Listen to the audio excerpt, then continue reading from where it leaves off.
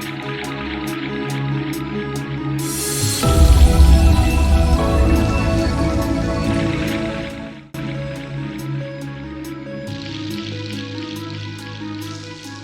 afternoon to everyone, and welcome to the NAACP Dekalb Virtual Candidates Forum for our Georgia House Representatives. The way that we have our forum set up for today is we had pretty much half of them this morning, 79 through 83. And then this evening is 86 through 93. This is not a debate. This is educational and informative, and your opportunity to let the attendees know what your plans are for the role that you're seeking election for. So I just want to make sure that was clear. So we have 90 minutes that we're going to go through it, and our moderator will go over the rules.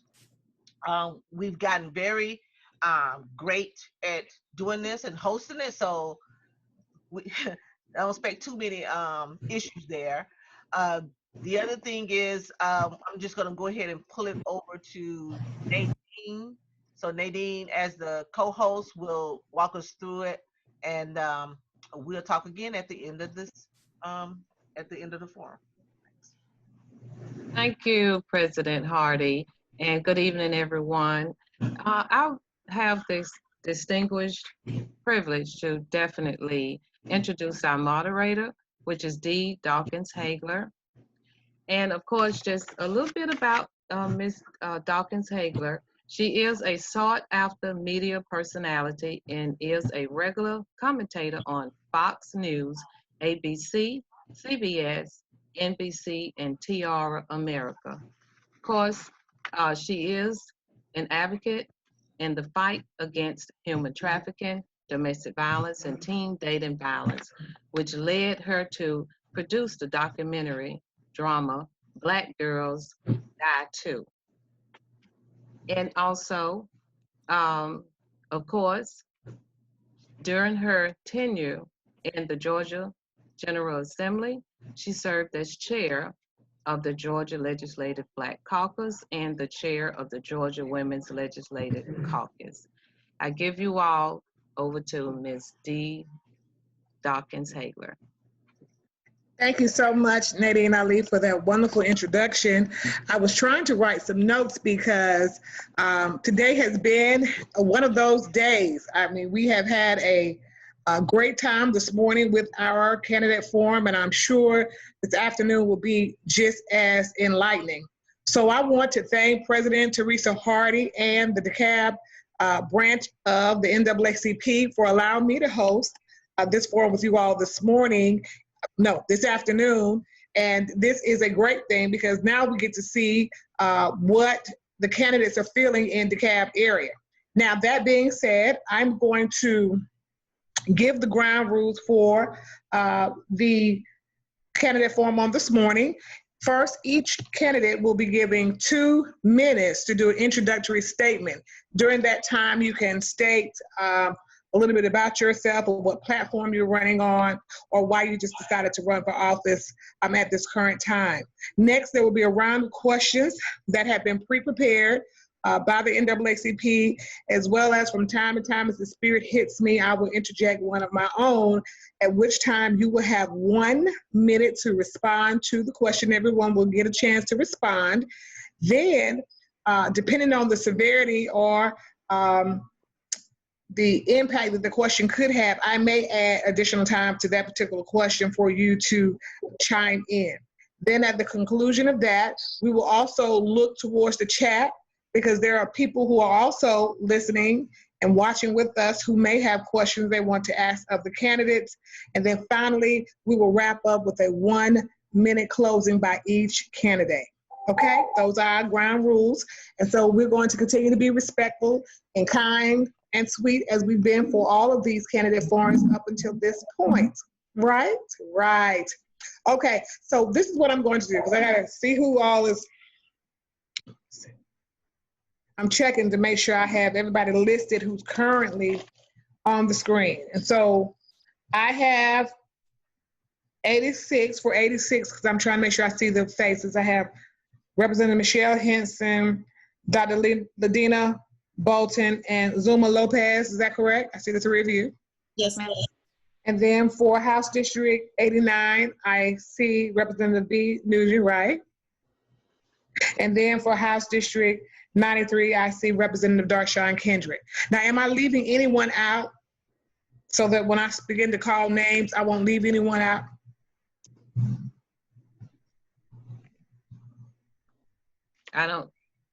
You're not leaving anybody out. Did you say Marcia Ridley? Is she on? She wasn't on. Didn't. Okay, all right. You haven't left anyone out. I know Mrs. Oneil is trying to get in, but I mean, how's she trying to get in? Did you text her the link? well, I was trying to. Okay. Albert, do you have I'll text it to you. Okay, thank you. Okay, and what House District is that? It's 86. Okay, thank you. So we're ready to begin, correct? Yes. Great. So we're ready to begin. Thank you all for being patient with us as we work through that. So the first thing is everyone please give your 2-minute introductory statement, and we will begin with House District 86, and we'll begin with Representative Michele Henson. Thank you, Dee. Good afternoon, and I'm State Representative Michele Henson, and I'd like to thank the NAACP for hosting this forum. I also would like to thank them for their strong stance against injustice, their advocacy for health care for all, affordable housing, voter protection, and criminal justice reform, to name a few. These are all issues that I've been fighting for.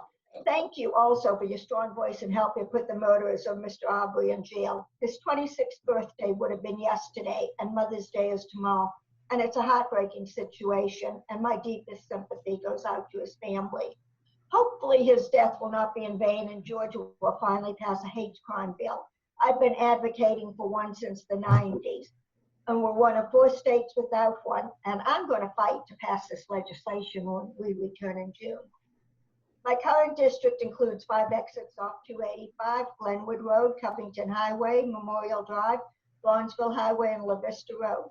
It's a very diverse community, but they all want the same things: good schools, good job opportunities, affordable housing, safe neighborhoods, good grocery stores, and sidewalks. I've been an activist and involved in public service since high school. I moved out here off Memorial Drive in the 80s, and my first involvement was opposing the median on Memorial Drive. My former husband and I had a dental practice on Memorial Drive, and it was there that I learned to be an advocate for dental and medical care for seniors, children, and others in need. It's a reason that I have continued fighting for Medicaid expansion. I serve on important committees at the Capitol: Appropriations, Economic Development, Health and Human Services. And these are all critical areas where I'll fight to protect education, promote healthcare resources for Georgians, and work to bring resources and help businesses in DeKalb County. I'm active, visible, and involved in the community. And with your vote and support, I'll continue to serve my district with a servant's heart. Thank you. Next, we will hear from Dr. LaDena Bolton. Thank you. Of course, thank you to NAACP Dekalb and all those who were instrumental in putting this together. Thank you to our moderator and the other candidates who have agreed to do this as well. Again, I am Dr. LaDena Bolton. I'm the only candidate that was raised in this community, and I'm raising my family here. What sets me apart is that my relationship with DeKalb is like a potter in her clay. I was intentionally molded by our community to be a vessel for our community.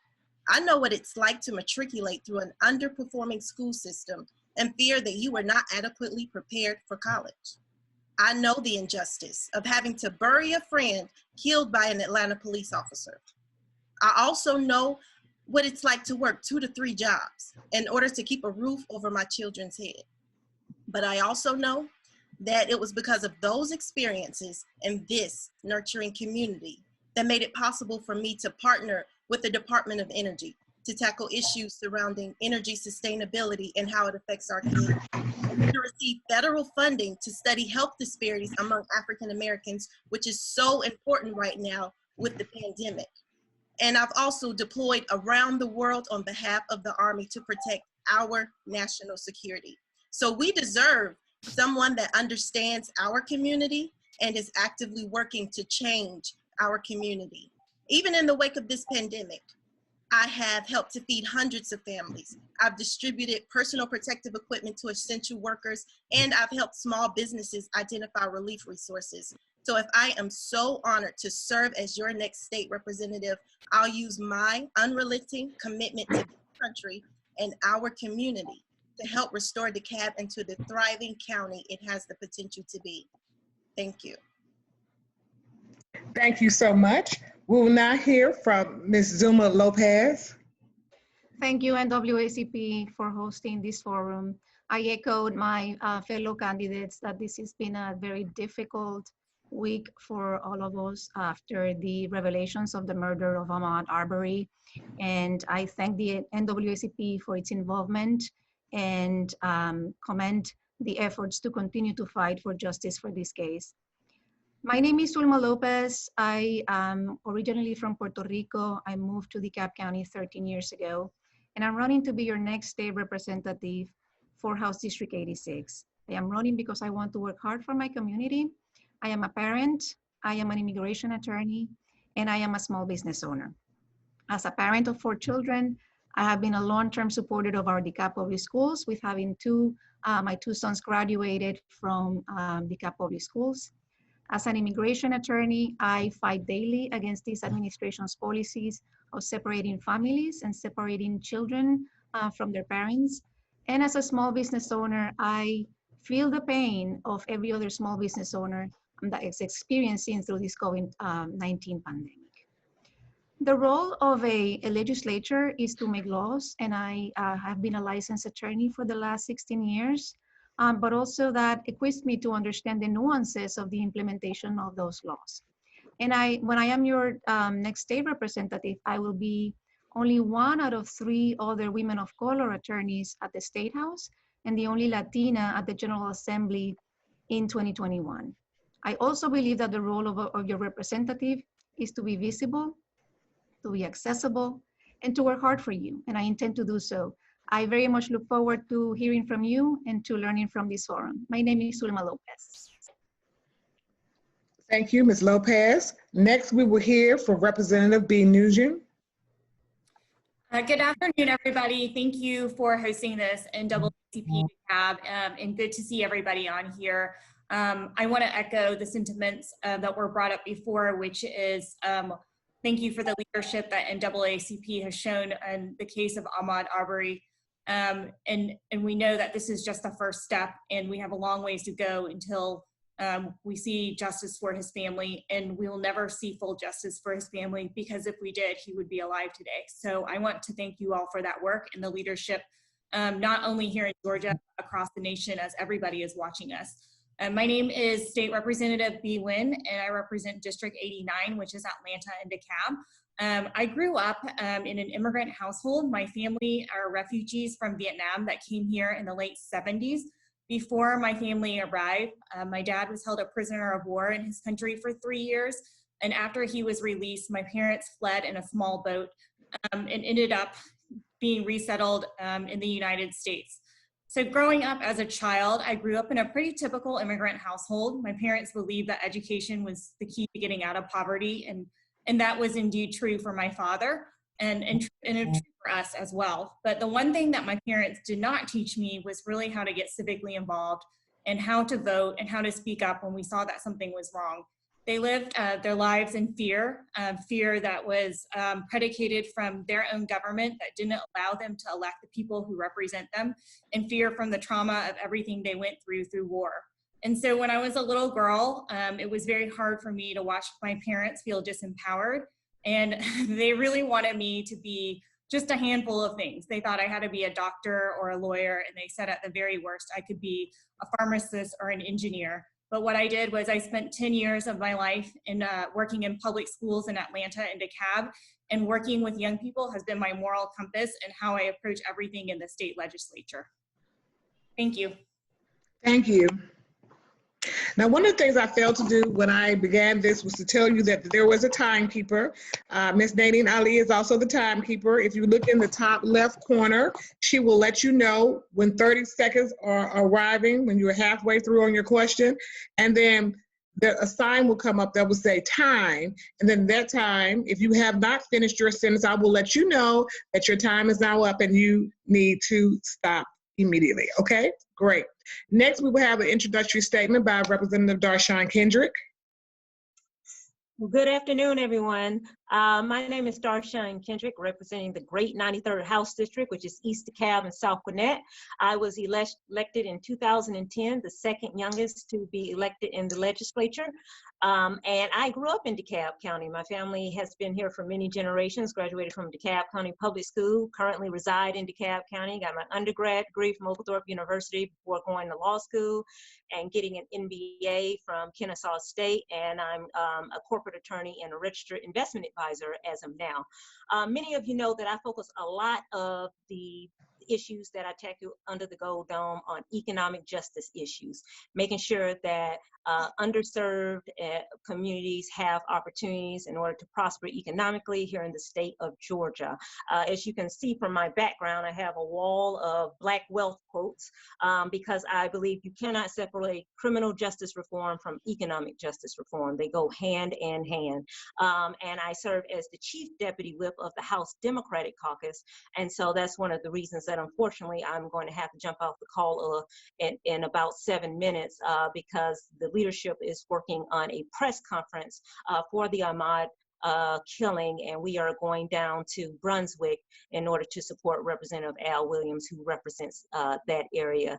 But thank you so much to the DeKalb NAACP, where I'm a proud member, and to the president and to everyone for having this important forum.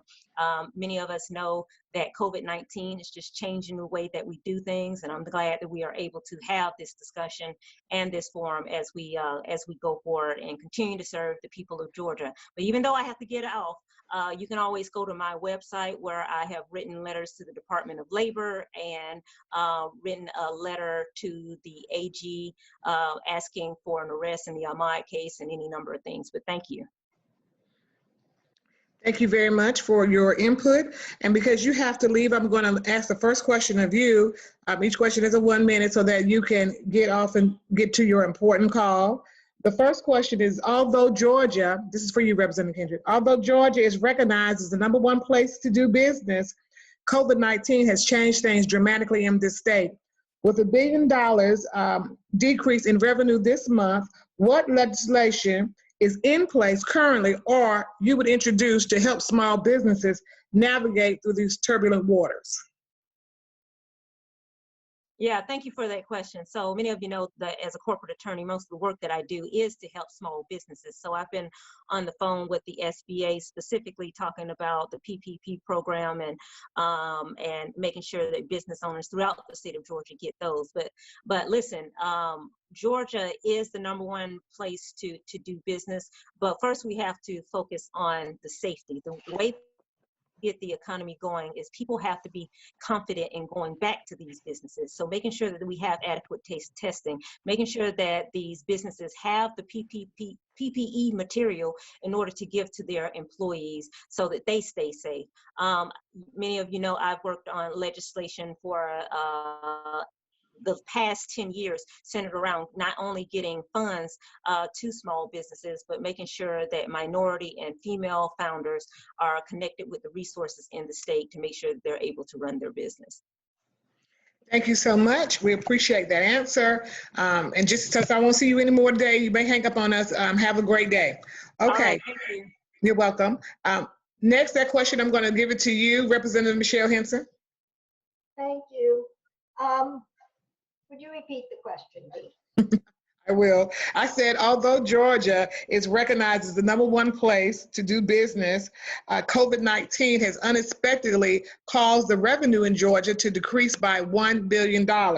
What legislation is in place or would you introduce to help small businesses in Georgia navigate through that process? And we're starting at 1 minute now. 1 minute, yes. Fine, great, thank you. I currently serve on appropriations, which I believe is one of the most important committees as we take a look at the budget. Instead of just doing a reduction of the $3 or $4 billion, we need to look at other ways that we can bring dollars into our state. Some of them would be expanding Medicaid. It would be asking the feds for money, and hopefully they wouldn't come with too many strings, but could come with something like for COVID-related problems. So you could spend the money on PPEs as you want to, because that's COVID-related, and that would help a lot of people. Economic development is important. We need to look at how we can help our businesses and bring businesses into Georgia. And healthcare, I think it's critically important that we provide that for our workers, and that they don't be worried about whether or not they have insurance, but they can go and get treated. Thank you so much for that. Dr. LaDena Bolton.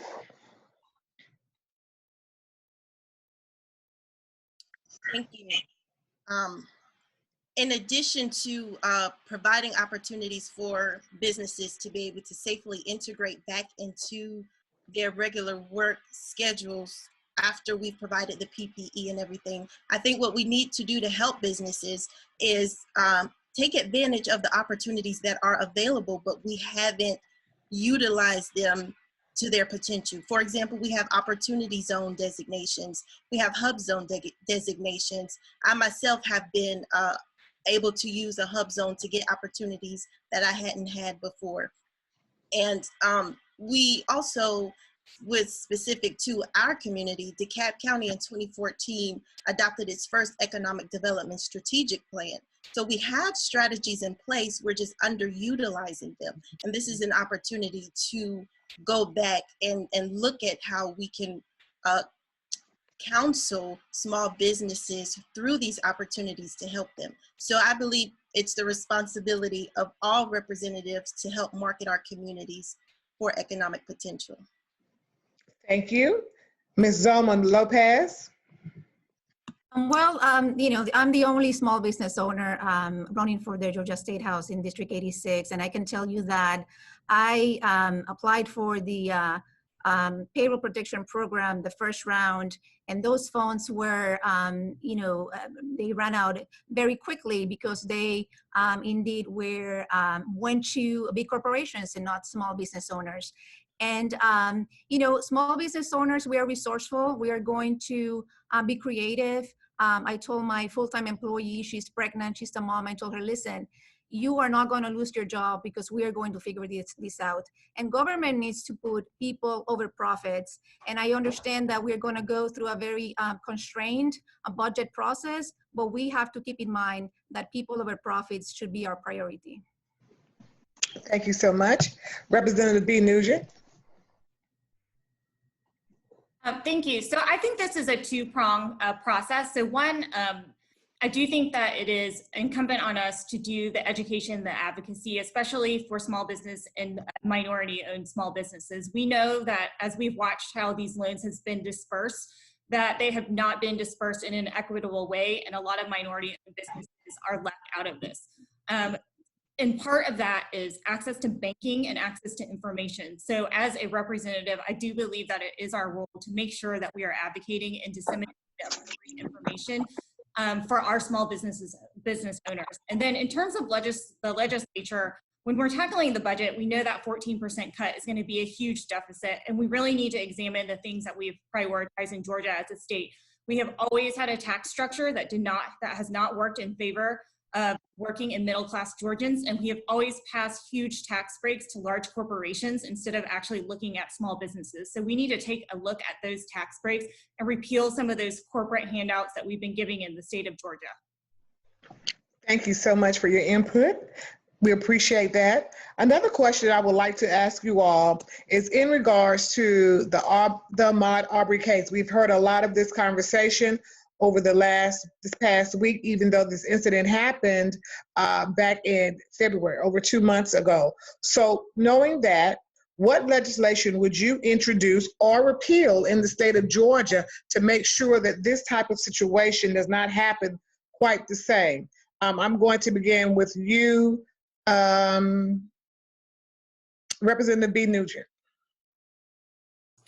Thank you, Dee. So I think we need to do a lot of different things. One is we need to repeal the Citizens Stand Your Ground law in the state of Georgia, which one of our representatives introduced this week, and I'll be signing on to.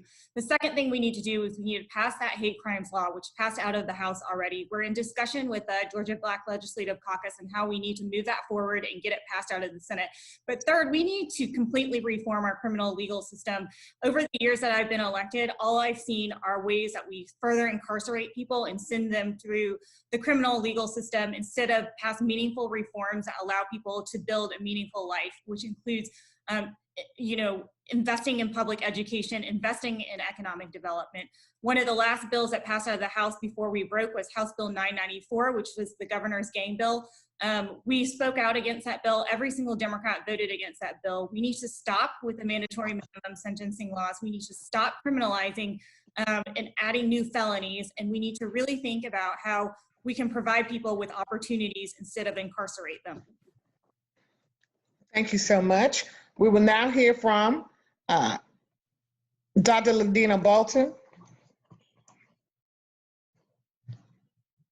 First, I want to say condolences to that family. Even though I don't understand their grief, I do understand their concern because I'm a Black mother raising 3 Black boys, and I'm married to an educated Black man. I'll say this problem didn't just begin this year. When I graduated from high school in 2002, there was a young man, Corey Lamar Ward, who experienced death by the hands of an Atlanta police officer. And we do need to go back and look at those citizens arrest laws, those stand your ground laws, because too many times we're using self-defense as a cop-out for what we're doing. We have folks who've been in the General Assembly for 10, 20, 30 years, who after the death of my brother, Corey Ward, in 2010, Bunn versus the state of Georgia, they passed legislation that said, if you are charged with a murder and you claim self-defense, it's a judge who can grant you immunity. It doesn't go to a jury of your peers. It's a judge. And any folks who have connections with that judge, we know what's going to happen in the end. Thank you. Your time is up. Thank you. Ms. Zulma Lopez. Thank you. I echo the sentiments of we need to pass a hate crimes bill, and that's first and foremost. But we also, these senseless tragedies, I think, highlights 2 important things. One is that we need to protect the gains that we've made with criminal justice reform. We cannot go back to a mentality of sending non-violent offenders to jail instead of rehabilitating them. And so we need to reject a mentality of mass incarceration and stick to a rehabilitation mindset. And also what it highlights is that if we have DAs, and we are very grateful in DeKalb County of having a great DA, but if we have DAs that are not following the law and that are not working for justice for our community, we need to vote them out. Thank you so much for that. Thank you. The next question that we're going to have, because the first 2 were, those were D. Dawkins-Haigler questions. Now I'm going to give you one that was prepared by the NAACP. And we will begin with this particular question.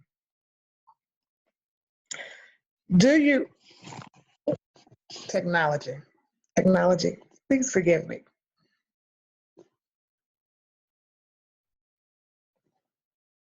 Would you vote for laws that would allow children to go to prison as early as age 12? And we will begin with Dr. LaDena Bolton.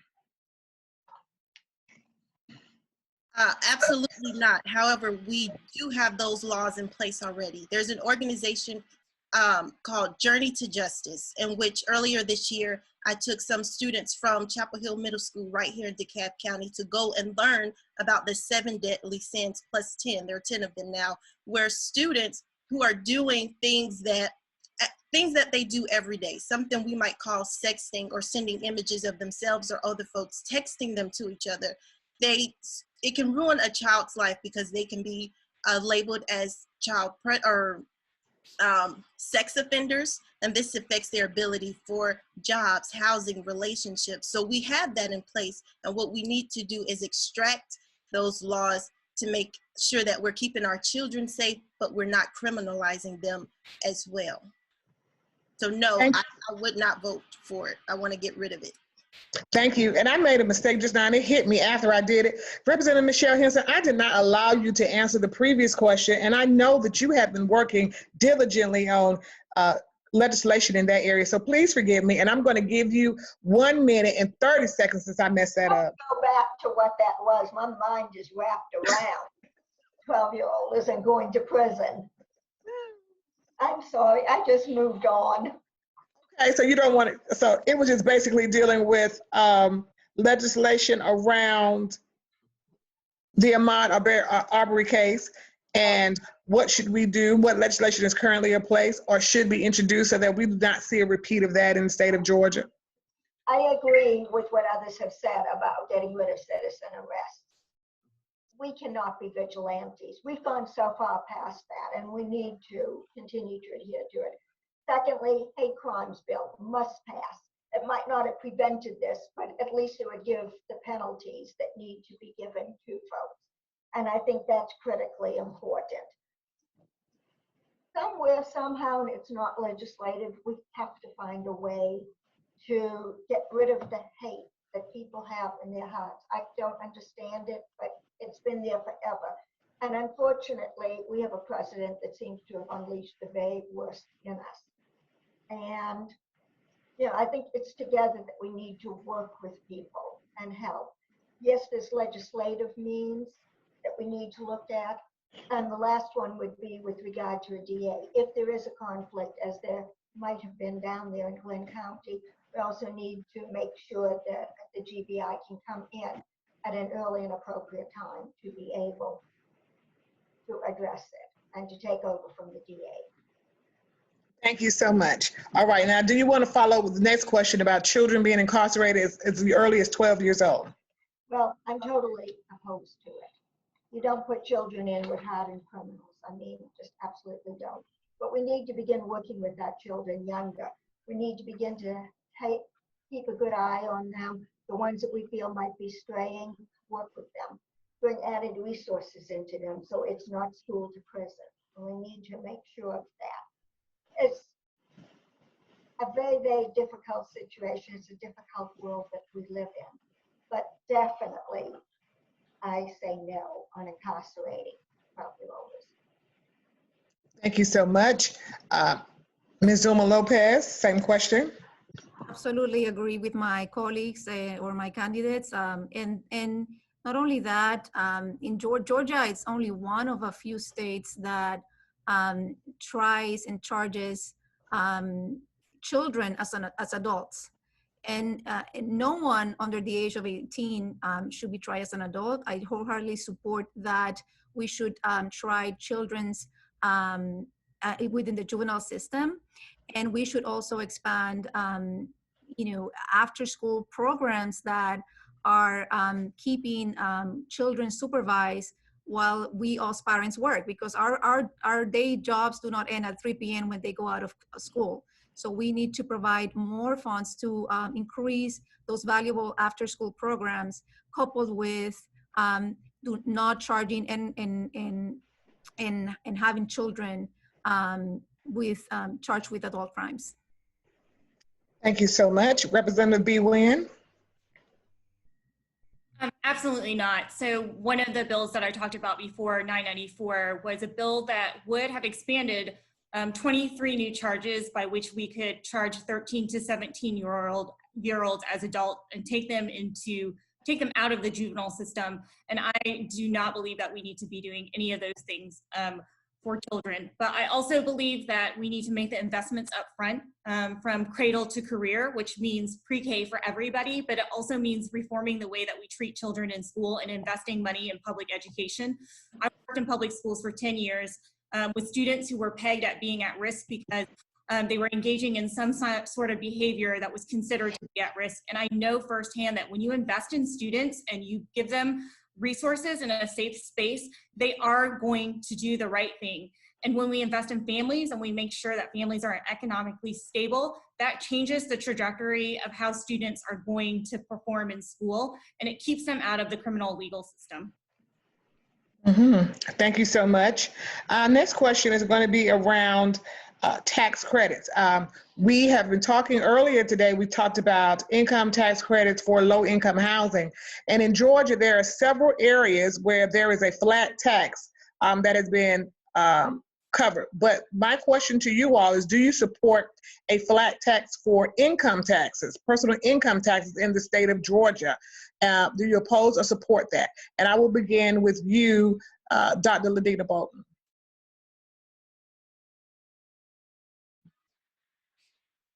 I believe income taxes should be income-based, not necessarily a flat tax.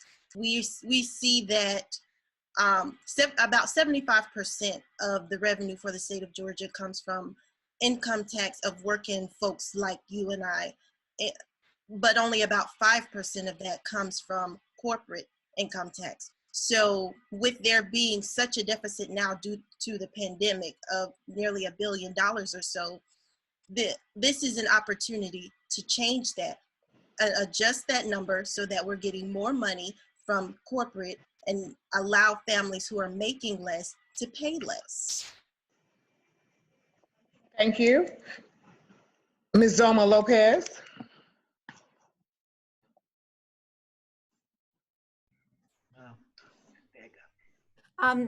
Yeah, so going back to my experience as a small business owner, and seeing through this pandemic how it crystallizes this idea of putting big corporations over people. And so I definitely want to see look into more sources of revenues and close tax loopholes for big corporations when we're talking about cutting funds for essential services. I also want to see on the table what's going on with those tax breaks for big corporations. Thank you so much. Representative Michele Henson. Asking about low income tax credits, I'd like to see them for low-income housing. I think it would be very important. I'd like to see us take a look at the tax breaks that we have given to corporations over the years, which ones are essential, which ones aren't, and which ones don't need the amount of money that they're getting from their tax breaks. We also are looking at another tax break coming up. That's something that got put through in the 2018 legislation, which I do not agree with. First of all, we cannot afford to have any less money coming into our Treasury right now. It's a $4 billion cut. And secondly, it's not going to help the average person like you and me. But all of it, together, the little bit that we'd get, if it all went back into a state treasury, it'd amount to a lot of money that could enable us to keep programs going. Thank you so much. Representative Nguyen. I oppose a flat tax structure. In fact, that bill came up in the House before we convened pre-COVID, and I voted against it. I think it is a dangerous tax structure that enables the rich to stay rich, and it keeps everybody at the same level. It doesn't enable the ability to economically climb into the next level. I also believe we should repeal the state income tax cut that was passed in 2018. I voted against that in 2018, and I stand firm in the belief that it did not help working to middle income Georgians. It helped the wealthiest stay wealthy, and that has been the pattern in the state of Georgia. We need a progressive tax structure that will help families in Georgia. The other thing that we need to do is we need to pass a state earned income tax credit. We have a federal earned income tax credit, which has been the most effective anti-poverty measure that we've passed federally. The more you work, the more you get back to a certain income level, and it is a progressive structure. So it helps the people at the bottom at the most. So if we pass a 10% refundable, families would see about $400 more back a year. And we know that across the country, not very many families have that $400 a month that they need for an emergency if that came up. So I believe we should pass that as well. Thank you so much for that. And thank you for your work on that. So the next question is going to be this. For those who have not currently been elected, if elected, what would be the first piece of legislation that you would champion? If you are currently elected, what piece of legislation or subject area topic issue in Georgia you are currently championing in the General Assembly? And we will begin with you, Representative Nguyen. So the last bill that I was working on right before we left because of COVID on crossover day, which made it out of committee, was a bill to make it illegal to sexually harass in the place of work. So we are one of the few states who doesn't have that law. 80% of working women in the workplace have reported sexual harassment, and there are no protocols by which we can protect workers. We are a very weak state when it comes to worker protections from every level. If you report sexual harassment in the workplace, your employer can retaliate, they can fire you, they can reassign you. And we know that women are breadwinners. We know that we have a large working force of women in the state of Georgia, and I'm going to continue to work on that bill. It is a bipartisan bill. It passed out of committee on crossover day. It unfortunately did not make it to the floor. Republicans tried to cut a deal with me. They asked me to vote for the governor's game bill, and they said they would let my bill on the floor, and I said no. But we're going to do both. We're going to kill that game bill. We're going to work on that sexual harassment bill. Thank you so much. Same question to you, Representative Michele Henson. One of the things that I think is very important, it's not a piece of legislation, it's working with a piece of legislation, that's the appropriations bill. We passed it out of the House. I serve on the subcommittee of Human Services, which deals with health care for the aged, for children, for people with disabilities and mental health issues. I've worked on that for years. I know how important those small amounts of money that we give to different groups are. And I want to work very hard to ensure that we can keep those programs out there and that they can still be helping the individuals that need them so very, very much. So my main thing is to work within appropriations to ensure that we do not hurt working families and we keep enough dollars in education. Thank you so much. Ms. Zulma Lopez. Yes, so we are going to have, in this session is going to have to deal a lot with the budget and how to make sure that we provide critical services to our community. But I will tell you also this, I will be a champion for mental health illness. This is not a priority for a lot of people, but it's personal to me. I have very loved relatives of mine close to me that are struggling with mental health. And I know that this COVID pandemic is going to exacerbate crisis, and we have to make sure that we have the funding and that we provide the services for people that are going through crisis when they are losing their jobs, when they are facing evictions, when they are don't have affordable healthcare and they don't have enough school education for their children. So I will be a champion for mental health. Thank you so much. Dr. LaDena Bolton.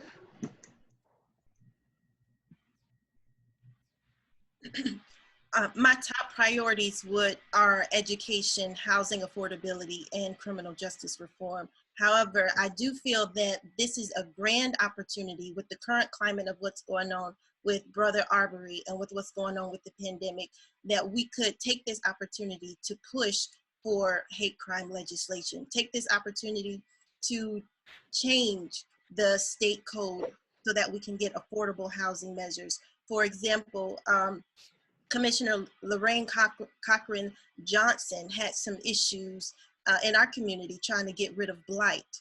And because of the state code, it took unnecessary measures in order to clean up a certain part of our community right off Columbia Drive. So if we can gut the state code in order to make it easier to take those houses, renovate them, and put them back on the market for low-income families and our essential workers, then that's something that I would champion because it would help the immediate need of the people, which was an issue before and now because of the pandemic. Thank you so much. The next question is going to be around health care. With Georgia not participating in the Affordable Care Act as it relates to Medicaid expansion, that aspect, what mechanisms do you think we should introduce legislatively wise to help those hospitals in rural areas who are not able or who are succumbing to the pressures of the state not accepting those funds? What alternative legislation should be put in place? And we will begin with you, Representative Michele Henson. Wait a minute, your microphone is not on. Okay. Okay, go ahead. Thanks. I've been working with these issues for years. The small rural hospitals that are falling apart, they're critically important to us, and we're losing them, and we have counties taking folks from many different areas. I hope that once and for all, our Republican counterparts who happen to represent those rural areas will come forth and look at helping us do a Medicaid expansion. We desperately need the dollars that would be coming in. The other is, what private dollars could we possibly bring in? What type of tax credits could be given? And I know that's a dirty word, but what type of tax credits in order to have private investments going into our hospitals? But it's for those that are the chairs of the committee to understand how desperately we need to have adequate health care. Oh, and there's one other thing that we're working on there is broadband and putting dollars into it. And we might be able to get federal dollars, because with doing that, we could expand telemedicine and bring more in. Thank you for your response. Dr. LaDena Bolton.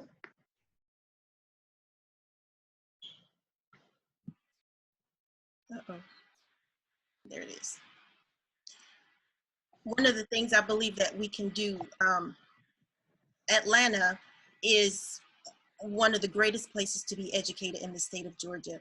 We have so many medical facilities, well, all over the state, not just in Atlanta, but for folks medical professionals who we've graduated here and those who are looking to move here, we should offer incentives for them to go and do their residency or do several years in those rural areas first.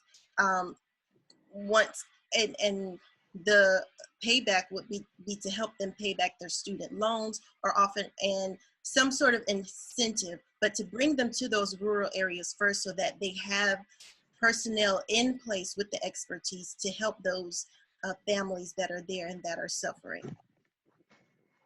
Thank you. Ms. Zulma Lopez. I echo the sentiments that Representative Henson and Dr. LaDena Bolton were expressing. I would add that, we definitely need to look into what's going to happen in the future, not just next year, but in 5 years and in 10 years, and be creative about the solutions that we are implementing now, but looking forward into the future. Telemedicine, I'm a big proponent of definitely expanding internet connectivity. That's not only going to help us with healthcare, but it's also going to help us with education. And so that's going to allow also, prepared for us in the future, potentially other crises where we have to teach our children at home. And telemedicine is going to definitely help those rural areas to be accessible to doctors and diagnosis without necessarily the need to build more hospitals. Thank you. Representative Nguyen. I think one of the top priorities is to ensure that the funding that we have asked for and set aside to expand Medicaid for postpartum women for up to a year stays in place. We cannot strip that money from the budget, no matter how many cuts that we have to make. We know that we are #1, or at least in the top among states, for mother mortality, specifically for Black women, and we cannot back down on ensuring that we have that funding. I echo the sentiments of all the other panelists. We need to expand telemedicine. And I think an area in which we can also improve upon is expanding the scope of practice that nurse practitioners have, so that they can do some of the things that they are qualified to do, but not able to do because of legal laws.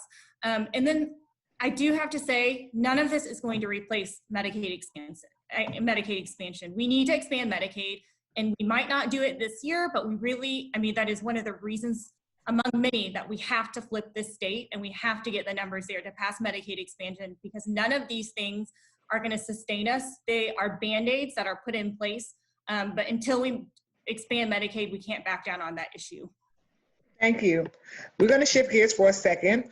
One of the issues that we talk a lot about now in Georgia, hear a lot about, is the industry around cannabis. So what I want to ask each candidate is, do you or will you work to decriminalize, and this is one of the questions from one of the people watching the show today, watching the Zoom, will you work to decriminalize marijuana and release incarcerated persons who were already convicted under past or current laws? And we will begin with you, Dr. LaDena Bolton. Was it my sister that called you to come to me first? No, I just came to you. No, so if you can't tell, I am excited about this in particular. I absolutely would work to decriminalize marijuana, actually to legalize the recreational use of it, because I'm a forensic chemist. I analyze drugs and explosives for a living nationally and internationally.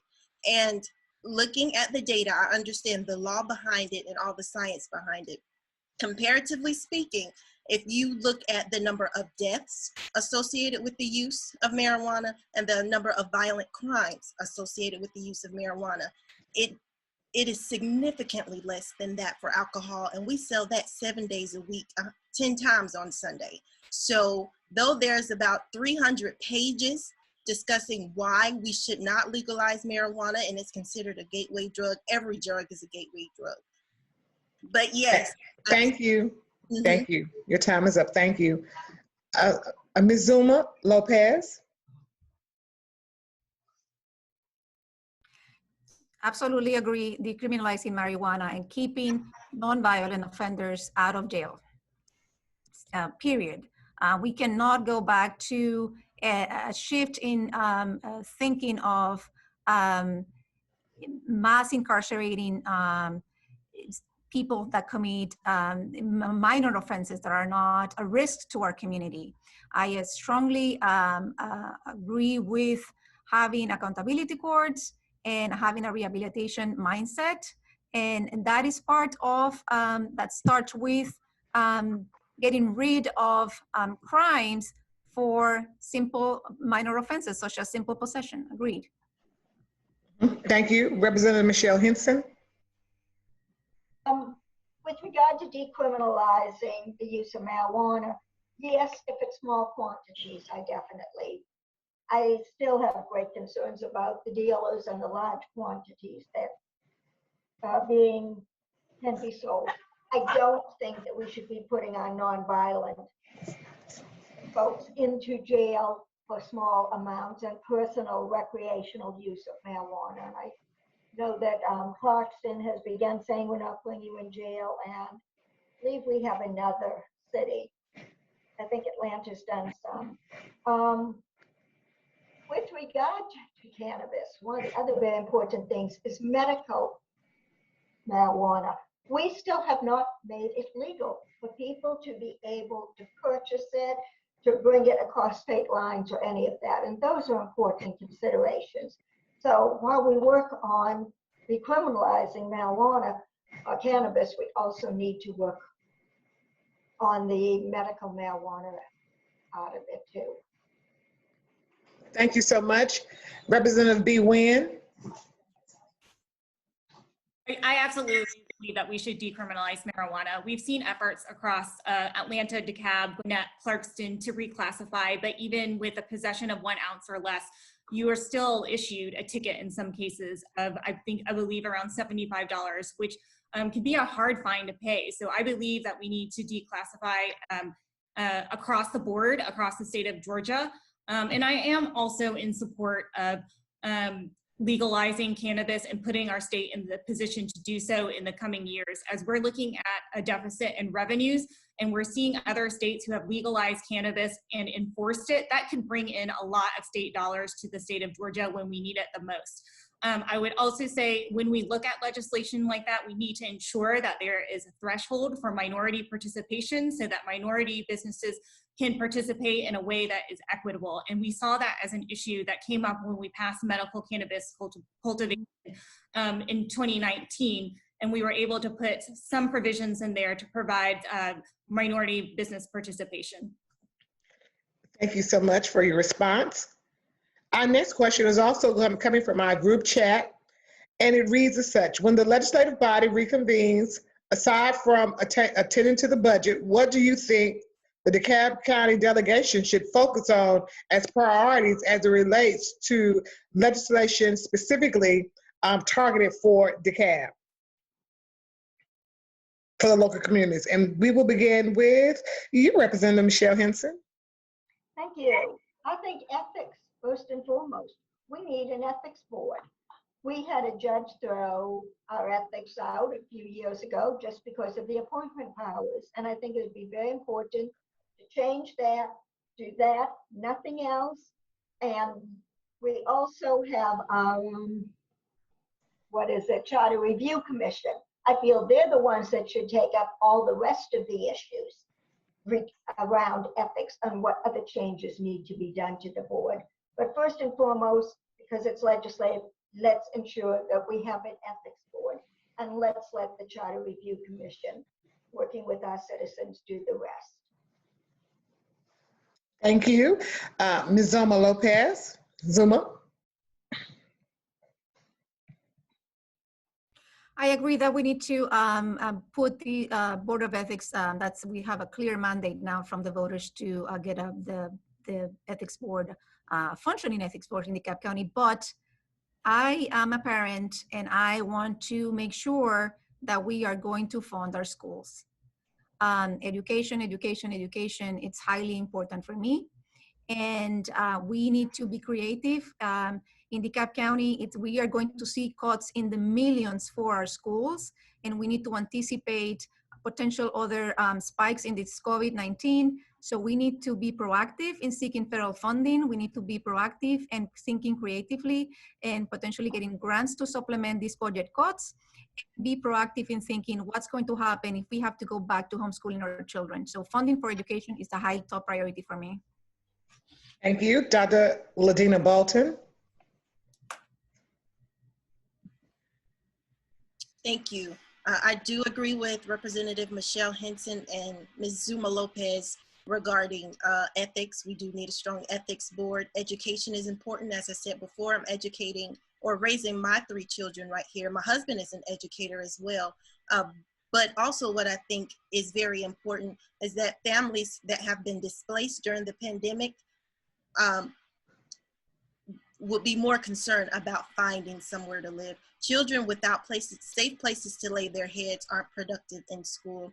Actually, over the course of the pandemic, I've had several families to reach out to me and ask for help in finding affordable housing, affordable means. I think the state can support local government in offering incentives for property owners to help families find places to live prior to starting the school year. Because many students already have been, they haven't been able to log into or participate fully in the process of education during this time because of so many inconsistencies with the way that they live. So I think the state can help with housing. Thank you so much for your response. Representative B. Nguyen. You're fine. I echo the sentiments of many of the issues that were brought up. That 14% cut is going to be devastating for the state of Georgia and for DeKalb. It's going to trickle down to every single thing that's important to us as Georgians and as people, and we will see it affect our districts. So number one is we have already been told that DeKalb County schools will receive a massive cut, and how do we move forward with that, and what does that look like, and how much of that can we recover? The second issue that Dr. LaDena brought up is that there has been inequity as it pertains to how students have been learning during COVID, and it is expected that we may see another spike in the fall because of the premature opening of businesses and premature lifting of shelter in place in the state of Georgia. So how do we adequately make sure that students are prepared as they go back to school in the fall, if they're even able to go back into the classroom? And how do we make up for that lost learning that students have lost over the time during COVID? And lastly, I do believe we need to pass an ethics bill, but I do believe that we need to be diligent in how we pass that bill. And what that looks like to me is making sure that members of the delegation all feel heard and that we come up with a bill that is palatable to all of our members. Thank you so much. Great response. And Dr. LaDena Bolton?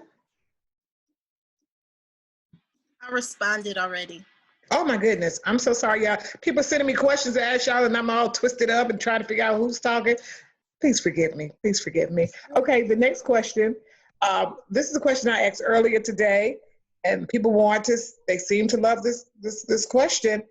Term limits, this is the one. So where are we on term limits? Do you support or oppose term limits? And we will begin with you, Representative B. Nguyen. I'll be honest, Dee, I'm conflicted on this. So as of now, I would say I oppose term limits, not because I think that somebody should hold office forever. And I know that it is challenging because we see many people stay in the same position for a long period of time. But the issue that I have with term limits is in other states that have implemented term limits, such as Michigan, is that the state starts turning into a very strong lobbying state instead of legislative state. So one, you're losing a lot of institutional knowledge, right? I believe that one of the strengths of the legislature is we have people who have been serving for a long time and we have new voices. And those people who have the institutional knowledge and the newer voices work in tandem to come up with new ideas and to come up with new strategies on how we can make our state a better place. Second, with the lobbying state, oftentimes when you impose term limits, what we've seen in the state of Michigan is lawmakers then become lobbyists and all the power lies with the lobbying industry. So I do think it's a complex issue and my stance for now is that I don't support term limits. Thank you. Ms. Zulma Lopez. I do support term limits. I think that we need to come at approaching elected office with a mindset of trying to accomplish what you think that you can bring to the table and then move on and leave other opportunities for other constituents and residents to serve. But coupled with that, Georgia has an interesting way of our state legislatures are part-time.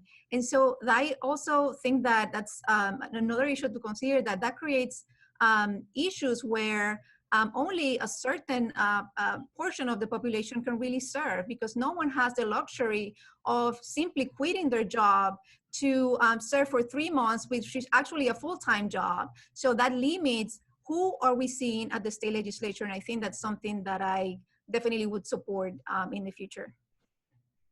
Thank you. Dr. LaDena Bolton.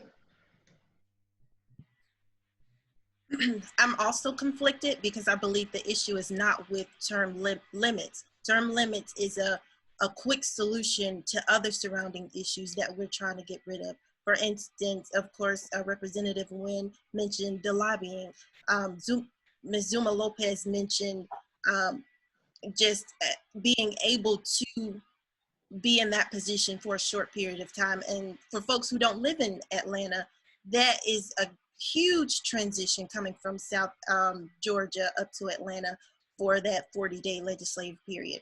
But also, there are other things such as the money available. Sometimes we can't see good talent because we're distracted by those who are great fundraisers, or we're distracted by an eye beside somebody's name on the ballot. So there are surrounding issues that need to be addressed. I think term limits is just a quick and easy, per se, way of addressing all those issues at one time.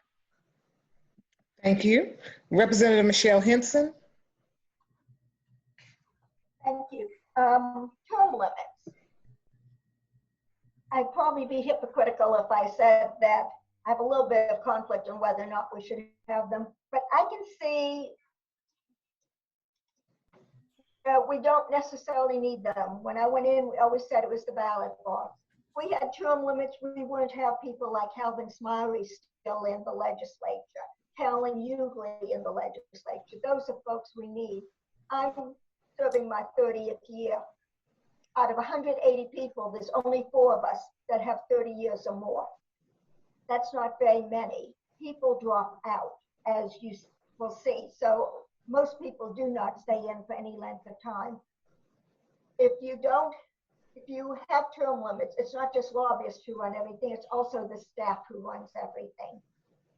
I'm also concerned about institutional knowledge. As we have new knowledge come in and new ideas come in, we still need the historic and institutional knowledge that people that have been there longer can bring. Thank you for your comment. And then we have one more question from, I'm trying to read this question properly. Well, I have several questions.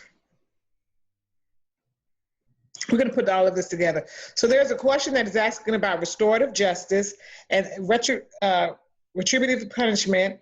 And so that's jail time. So let me put that all together because that's a criminal justice question.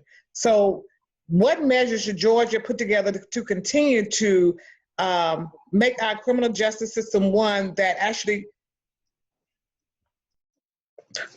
has a restorative justice component, as well as one that will help people to be able to get back out onto the street and effectively become citizens again, conductive, what's the word? Because, you know, I'm trying to chopped up and I'm trying to, you know, let me do it D-way. Okay, so basically, this is a criminal justice question, and the question I'm going to ask you is what measures should be put in place by the state of Georgia to make sure that when people have been incarcerated, they have been rehabilitated in the criminal justice system in a way that they do not serve punitive time and they are able to get back into society and be productive citizens. We're going to start with you, Representative Michele Henson.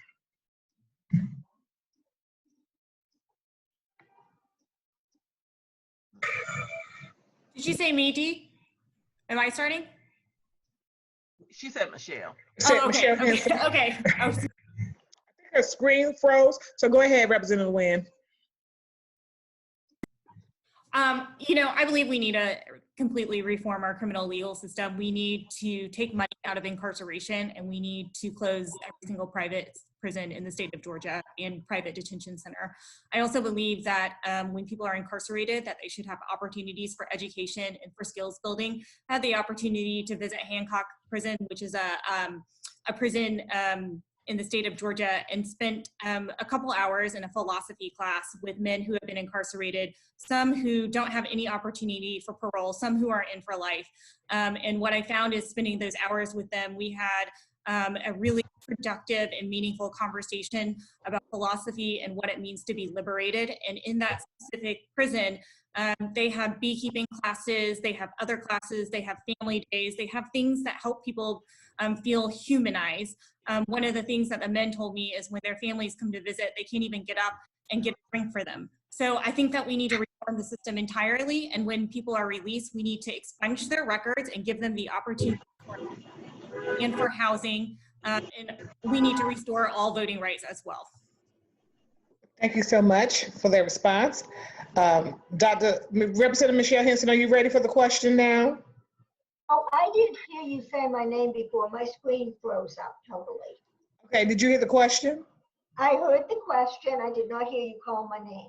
Okay, go ahead, Representative Henson. Okay. With regard to incarceration, some of the things I'd like to see us do is to make sure that we provide educational opportunities for those who are in prison, so that when they leave, they have an education. Also to prepare them with some skills that they would have. Do our technical education in there also. So many people that leave jail don't have money. They don't have an identification. They don't have any of this when they leave prison. We need to ensure that they have that they have some place in which they can live, that they have an identification and all, because those are all taken away from them when they go into jail. And then we have the issue about their criminal record, employers asking about a criminal record. Do you have one? I know the state of Georgia has gone to, on the initial application, they do not ask that question, but I think more people shouldn't ask it. And with regard to voting rights to be restored, yes. Thank you. Dr. LaDena Bolton.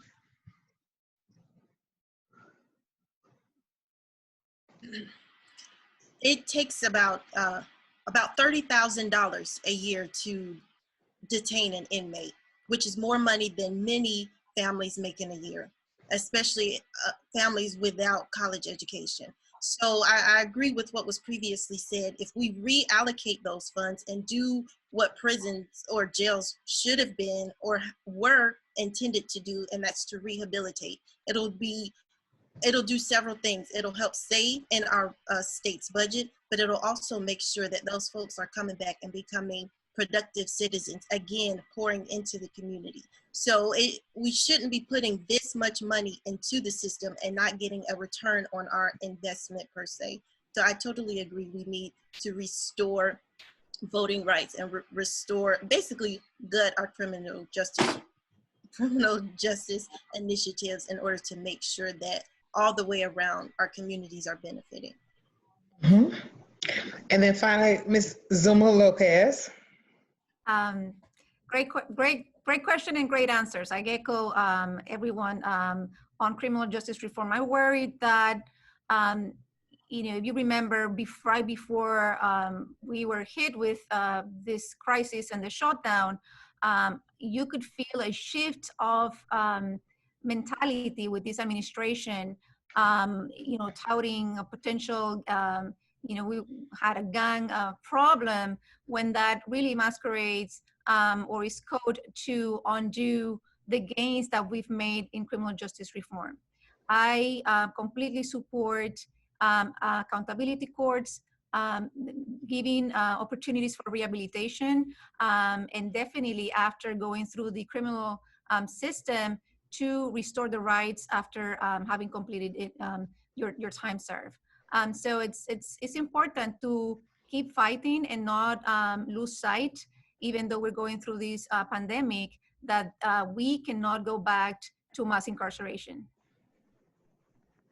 Thank you so much for that question. How many, President Hardy, how much more time do we have? Because we have numerous questions, but I want us to end this on time. And I'm looking,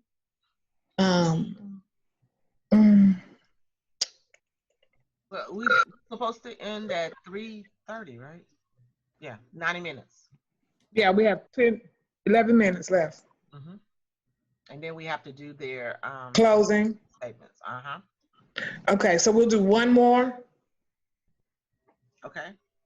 Okay, so let's see which one we're going to do.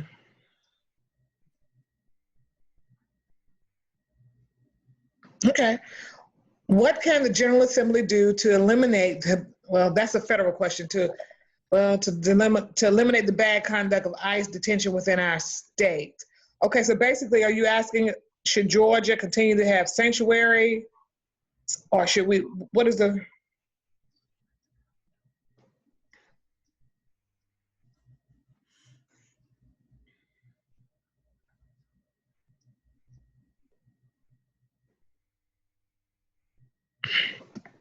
We'll come back to that one. So basically, Georgia. So let's ask a question on immigration. So what measures should Georgia take to make sure, or what is your position on immigration in the state of Georgia as it relates to immigrants receiving state funds to go to college, to receive the HOPE grant, to attend public school, etc. Let's do it that way, because I'm not sure what they're doing with that question. Where do you want to begin? Let's see. Okay, you're smiling, Zulma Lopez. Let's begin with you. So I'm an immigration attorney. So that's what I do for a living. I do want to stress that we have to recognize the contributions that our immigrants made to our society. With regards to K-12 education, that's been solved by the U.S. Supreme Court, and we educate our individuals that reside in Georgia. And besides that, we have many things that we can do much better. I consider Georgia currently to be a hostile state for immigrants. I can tell you, for example, that even through this COVID-19 pandemic, and even after the shutdown, immigration courts were still open. We had to go and defend our immigrants because they refused to even put a stop of non-detained cases, for example. And it wasn't until actual COVID-19 people were starting to get this diagnosed positive that we started to see that shutting down. In terms of students attending colleges in Georgia, And now we've hit your time. not much I have to say. Okay, I'm so sorry. Maybe we'll You're double good. back on. We'll double back on that one. Dr. LaDena Bolton.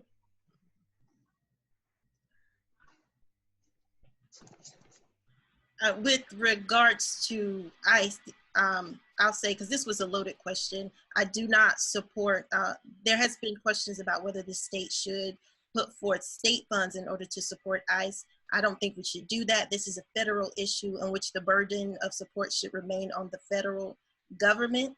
And also, I believe supporting ICE directly offends the diverse community we're fighting to serve.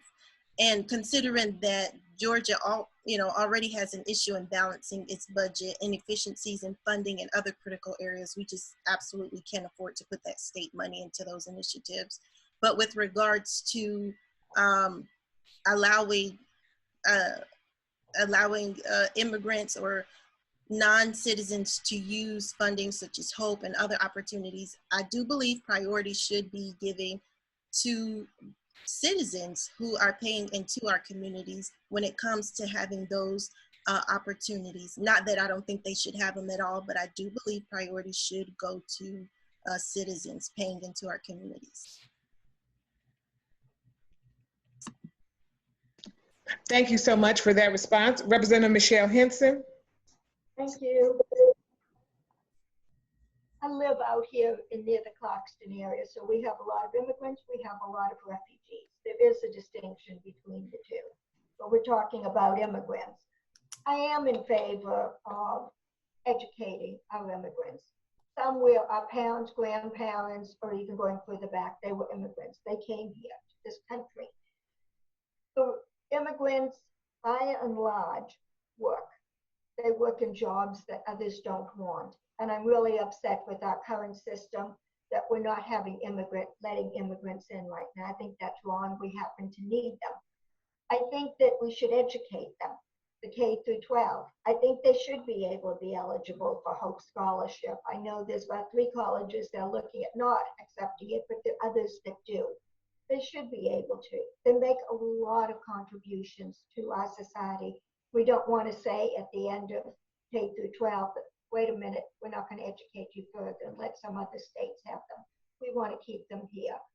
And I think at the end of 12 years for a student being here, this is their home.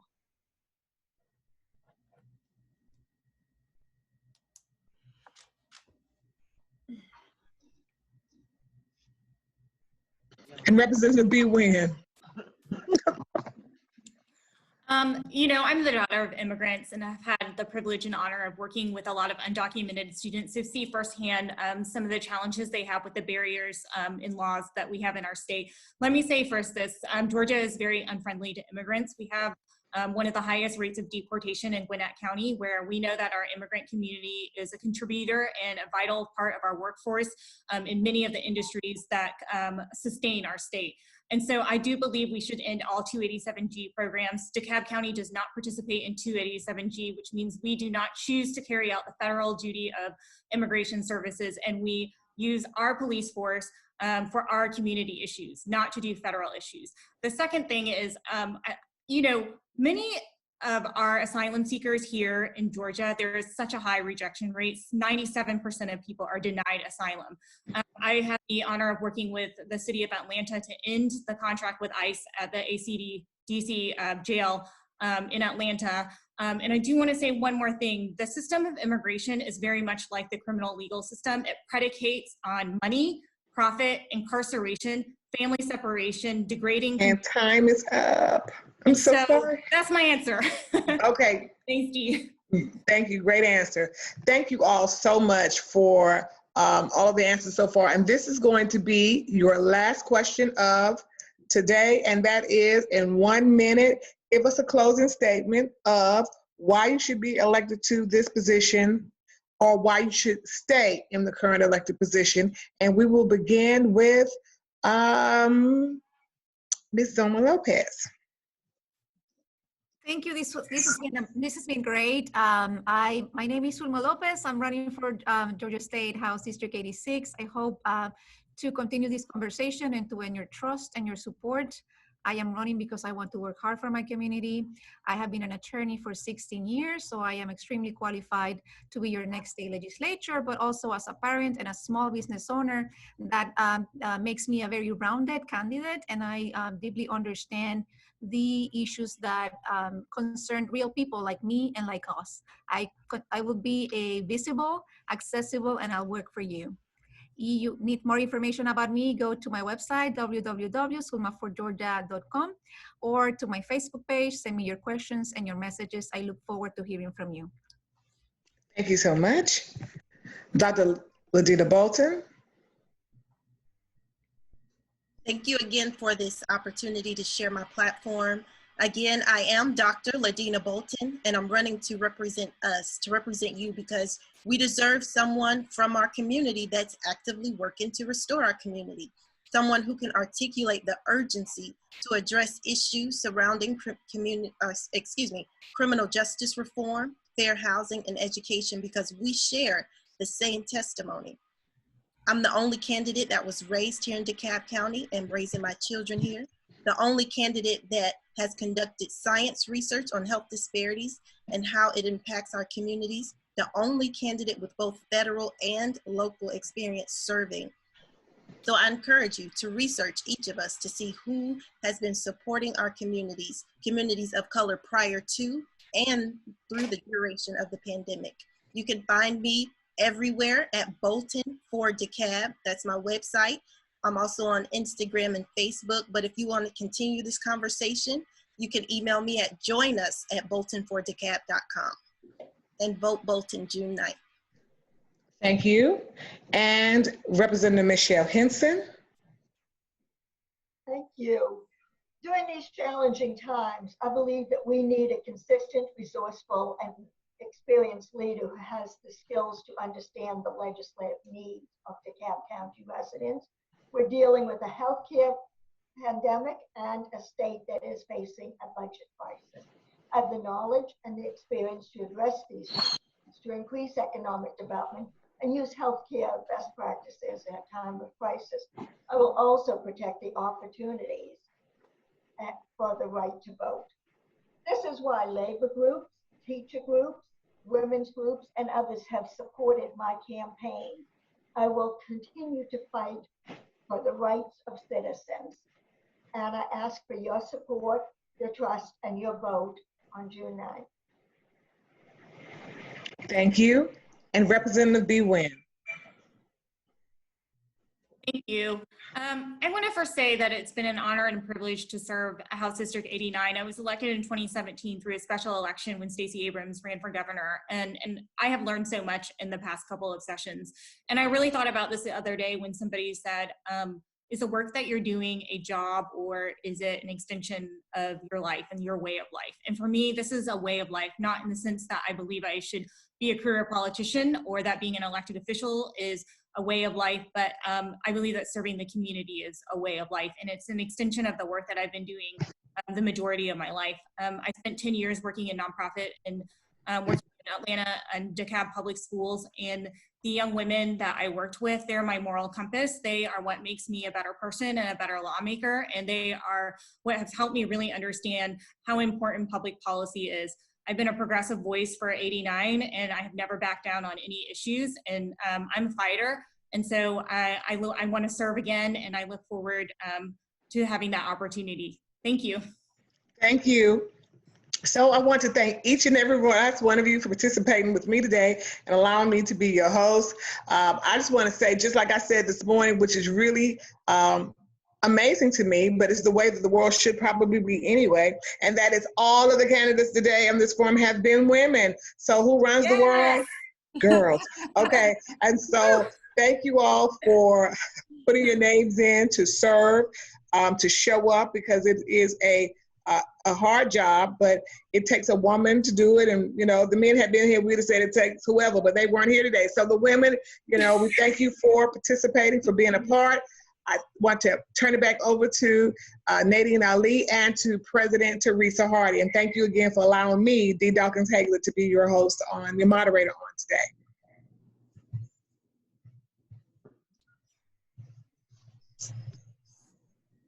Nadine. Nadine, you're on mute. Please forgive me, you guys. I'm steadily talking. I want to thank our moderator, Dawkins-Haigler, for being such a great moderator with us today. I want to go down and thank each and every one of our candidates, Dr. LaDena Bolton, the State Rep Dar'Shun Kendrick, State Rep Michele Henson, State Rep Nguyen, and Zulma Lopez. Y'all did a great job. Again, thank you for showing up and showing out. Just want to give a quick reminder, our next candidate forum will be hosted this Tuesday, May 12th at 6:30 p.m. via Zoom. Share it with everyone you know to come out so they can get a chance to see the candidate forum. And thank you so much. And I turn the mic over to our President Hardy. All right, thank you, Nadine, our Political Action Chair and co-host for the evening, and also to our former Rep D. Dawkins-Haigler, did a great job, and I really appreciate her making this forum great, really. I want to, thank everyone for participating. Without you, it wouldn't be a good forum. But I also want to thank our sponsors because everything has a financial acumen to being able to present to you in this way. Georgia ACT is our sponsor. The ACT stands for Advancing Communities Together. They have helped sponsor these virtual forums that we have been doing for the last week and will continue for the next week. We also have co-partners. Our co-partners are Stone Mountain Delta Sigma Theta, the National Coalition for Negro Women, the National Coalition for 100 Black Women, Alpha Phi Alpha, Mega Psi Phi, and all of our DeKalb County church community partners. So with that, I am very, very pleased with what we have going on. But in order to continue to support what we're doing, we're asking that you join the NAACP. You can join the NAACP right now at naacpdekalb.org. It's $30 annually. If you want to pay the convenient fee online, it's $33. If you just want to support the DeKalb NAACP in its endeavors, you can also do that at the website. If you don't know how to register for our next forum, it's also on the website. So let us go to the website, naacpdekalb.org, to get all the information that's upcoming for what we're doing in supporting DeKalb County to thrive. With that, I am going to end, and you have a good evening. Enjoy the rest of your Saturday.